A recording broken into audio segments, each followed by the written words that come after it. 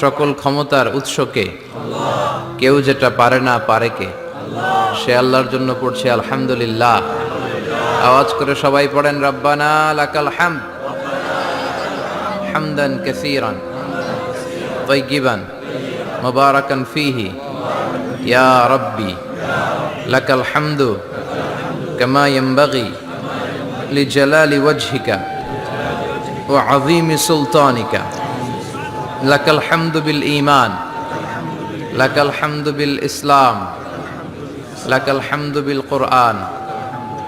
আমরা প্রশংসা করলাম কার? জিকির করলাম কার?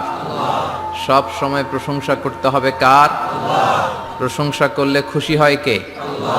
আল্লাহর প্রশংসা করলে আল্লাহ খুশি হয়ে যায়, ঠিক কি না? আর শয়তান বেজার হয়ে যায়। আমরা কার খুশি চাই নাকি শয়তানের? শয়তান যত কষ্ট পায় তত আমরা খুশি। কথা বলেন। শয়তান এই পৃথিবীতে সবচেয়ে বেশি মাজলুল হয়েছিল, অপদস্থ অপমানিত হয়েছিল দুইটা দিনে। এক হচ্ছে বদরের দিনে সে সবচেয়ে বেশি অপমানিত হয়েছিল। বদরের ময়দানে যখন আকাশ থেকে ফেরেশতা বাহিনী মুসলমানদের সাপোর্ট করার জন্য একে একে নামছিল, তখন শয়তান নিজেকে সবচেয়ে বেশি অপমান বোধ করছিল। আর দ্বিতীয়ত শয়তান সবচেয়ে বেশি লাঞ্ছিত হয় যখন আরাফাতের ময়দানে আল্লাহ তাআলা লক্ষ লক্ষ বান্দাকে ক্ষমার ঘোষণা দেয়। সুবহানাল্লাহ কইবেন না? খায়রু আইয়ামিল আরদ, পৃথিবীর সবচাইতে শ্রেষ্ঠ দিন কোন দিন? আরাফার দিন। এই দিনে বান্দা কেঁদে কেঁদে আল্লাহর কাছে নিজের সবগুলো গুনাহ খাতার কথা ঘোষণা দেয় যে আল্লাহ আমি পাপী, আমার চেয়ে বড় পাপী নাই, এই পাপ ওই পাপ আমরা করেছি, একটার পর একটা পাপের ঘোষণা দেয়।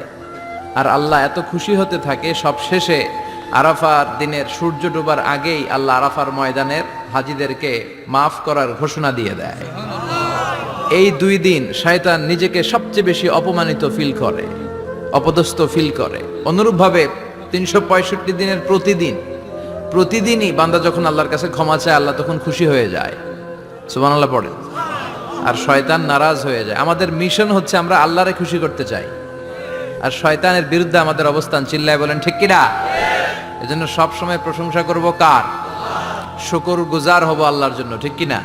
বিশ্বনবী বলতেন আল্লাহুম্মা জাআলনি সাবুরা